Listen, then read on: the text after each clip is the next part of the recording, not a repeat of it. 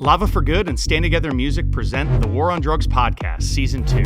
This season, we're diving deeper into the real stories behind the war on drugs, its impact, its failures, and the people offering a better path forward.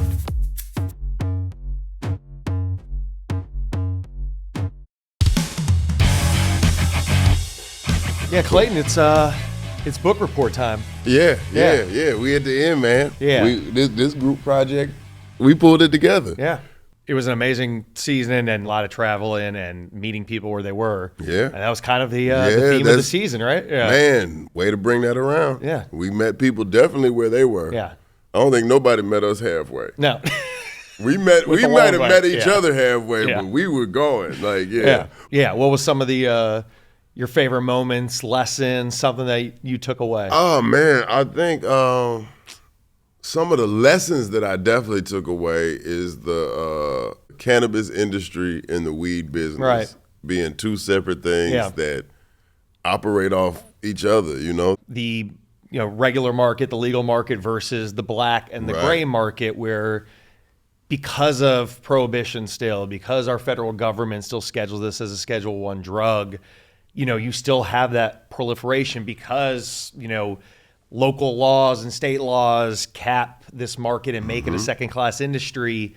You allow for people that were, selling illegally, quote unquote, through the laws and system to continue to happen. The thing that you are trying to prevent, you are allowing to thrive because of these things. And it's just something we saw every single time in every single one of our conversations was that part where it was like, if it was only this, if you could only just put some money in a bank, if you could only just say hey. Right, if we could, And all the great stuff that we have seen with legalization, the fact that you can literally go into places and actually get treated. I mean, so many people have access to it that just did not before, and that's an amazing thing. But we're still seeing so much of the same stuff happen because of prohibition.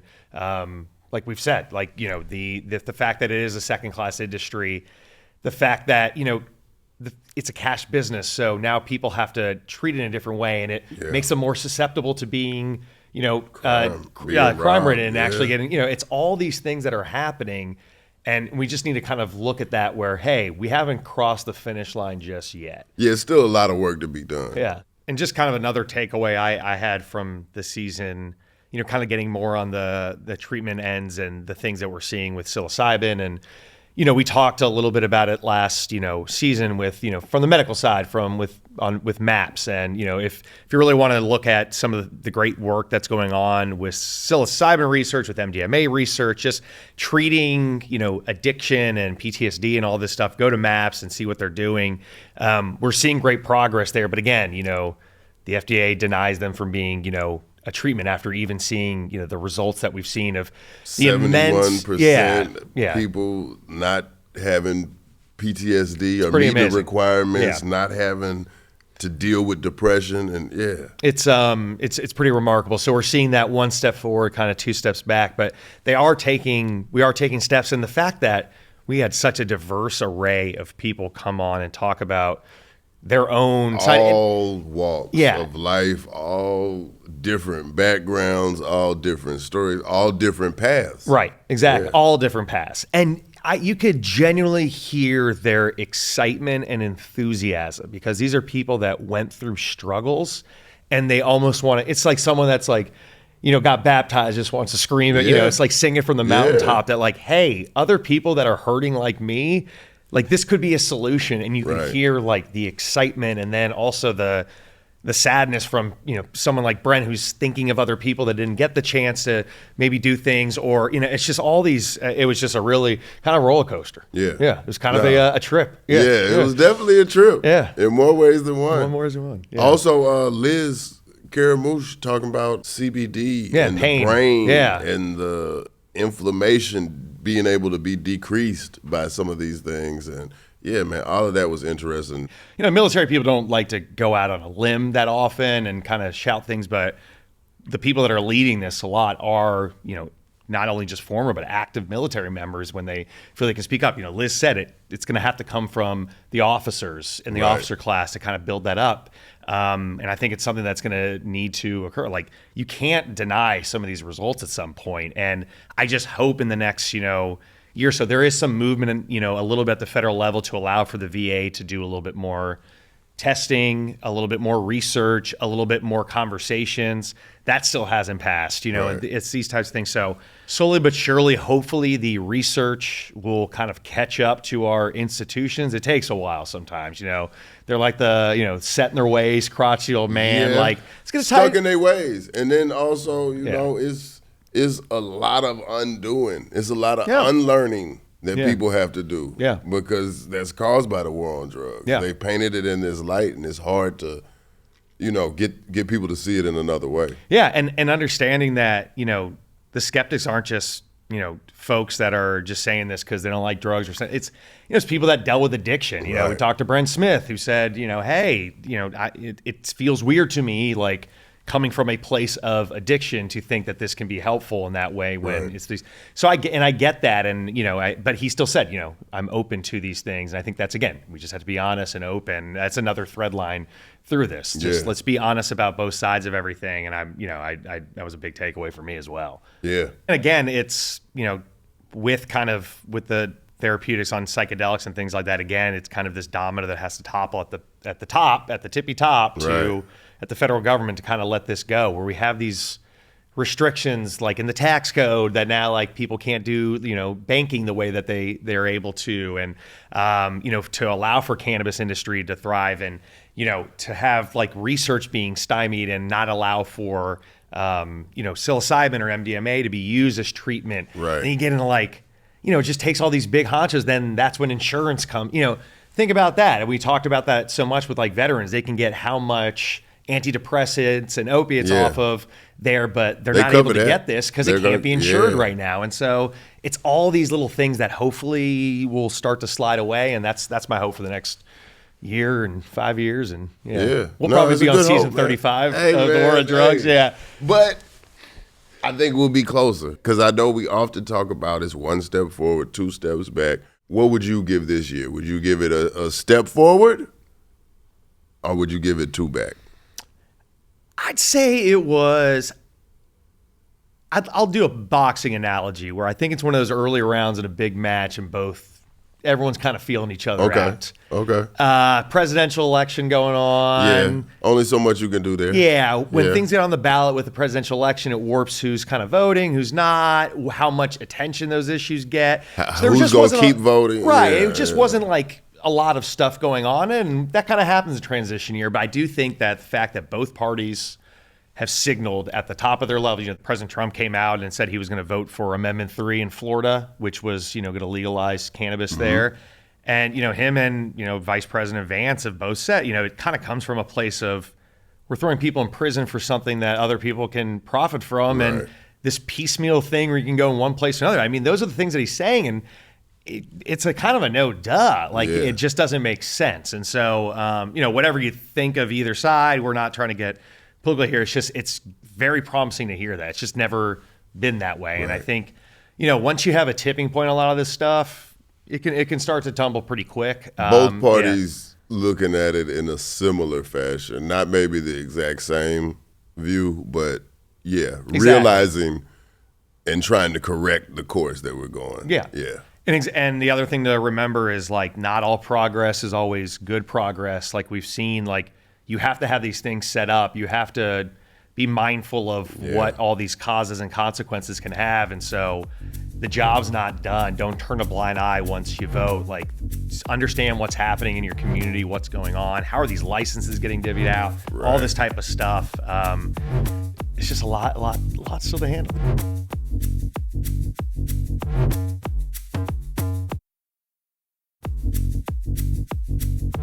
Okay, man, I got to come to you for the call to action. What's the play? What's the plan? If we're in a huddle, what do people need to do, man, while you've got them listening? I think, sometimes we're just like, call your local congressman, and that's all well and good. But there are, like, I think particularly with this issue, if things don't feel like overwhelming on other things, because there obviously is policy stuff, and you should be educated on this, and a lot of stuff happens local. So your council meetings and all those are the things that really matter a lot as well. And so you should be mindful of what we need to do at the federal level, demand these things, but really be honest in what's going on in your community and how that's operating. But even getting closer to it, like if you know your friend or family is struggling with something or suffering, talk to them about, some of this, or share these experiences. Maybe it's like, hey, I know you like Shinedown. I know you like Brothers. I know you like Benny the Butcher. Like, listen to what they're saying, or like something like that. Maybe this will help, or some other information to give them. Like, you can actually really mean a lot to like your small area, and maybe you're influential on some folks around you that could look up to you and saying like, oh, hey, this person's being, open and honest about their experiences or what they heard.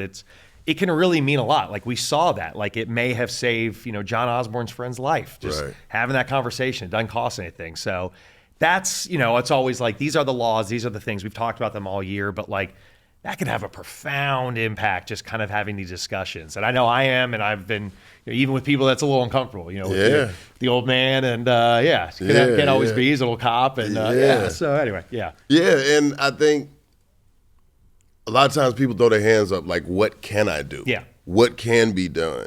And I think that's a very actionable thing. It really can be done is the people you're around, listening to them, offering them the resources that work for you or what you found out there that may be able to provide them insight. Not saying it's going to be relief, not saying it's going to be the answer, not gonna say that it's going to work, but looking at stuff a different way, hearing it from somebody who's respected, hearing it from somebody who's in a field where they experience the very thing that you're going through, that all can help, man. So be the change, that you want to see. Yeah. And just when it does, like I said before, when it doesn't cost nothing, do that. Yeah. You know what I'm saying? Exactly. Do that. If listening to this person is going to be beneficial to them, if you got the time, why would you not do that? Exactly. Yeah. Nah, these really they're not even like criminal justice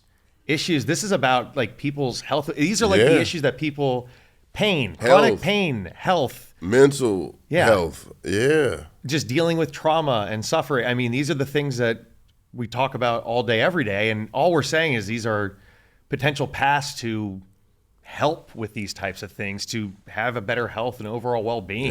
Yeah. Because at the end of the day, what we're doing right now, I don't think anyone can say this is working. So let's just like take a step back. Right. Because I feel like a lot of the time, fighting the war on drugs, you're on the defensive quite a bit. Mm-hmm. And so it is kind of like, flip it around. What are we defending? More people are homeless and suffering from substance abuse disorders more than ever. More people are dying from overdose than ever. Drugs are cheaper and stronger than ever. What are you defending right now? Right. At the very least, can we have conversations about some of these other things that are going on? Suicide rates for veterans are skyrocketing. Like, can we have a conversation? Right. That's all we're saying. Yeah. Don't talk about what's convenient to your point. Yes. Be honest and talk about these things in their totality. Exactly. Yeah. It's about giving those options and not making it some risky proposition to, am I being a criminal or being something weird or trying to help myself? I think a lot of people struggle with that. One of the things that I think we really hammered home on this season was the best people to talk about these situations are the people that's closest to them. Right. And I mean, we've got countless examples of that this season. Yeah. John Osborne. Yeah, exactly. Stopping his friend from a planned suicide. Yeah. Just saying, hey, man, maybe try this. Yeah. Brent Smith, his manager, stepping in at a time where, he could have been the sleazy manager, but he saw something and was like, no, let's do this. Let's handle this the right way. And so it's a concerted effort. It's a community effort. You have to be there for your people, and your people have to be there for you. And that's the only way I think this works. I think that's how we're supposed to live as a society. I agree. That's how we maximize living in this crazy world we live in.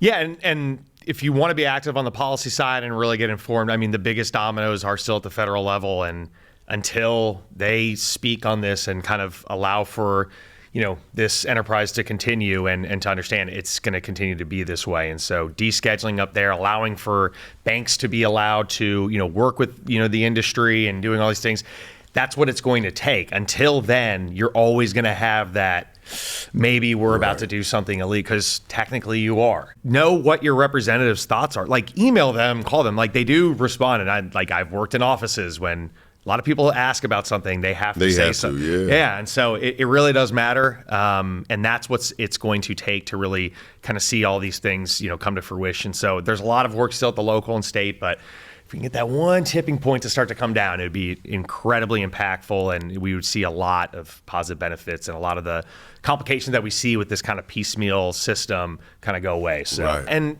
share those stories. Use this podcast. Yeah. Use your personal experience if you got it, but if you don't, you got a resource right here with us. Because stories matter, and it brings a face to it. When you're just kind of saying, hey, these are the statistics and all these things, it makes it real. It really does. Sometimes the language we use, it just dehumanizes people, and it quantifies them. It makes them a thing and not a person. Yeah. And it's hard to separate the person from a personal story. Agreed.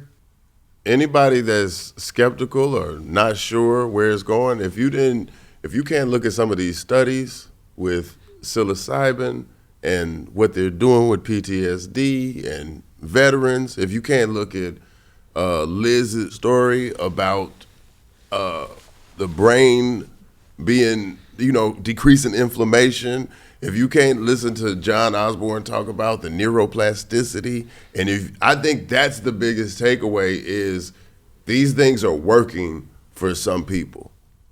These things are beneficial to some people. So what knowledge do you have that's making you push back against the information that's out there? Yeah, just be a little bit more understanding of other people's stories and how that they came to it, and not think that it's some excuse just to get high. It's actually medicine, and it's actually trying to help other people. So even if you're not going to go down a path of this or even look at it, just be more empathetic and understanding of other people's, successes or benefits that they've had from some of the things that we talked about.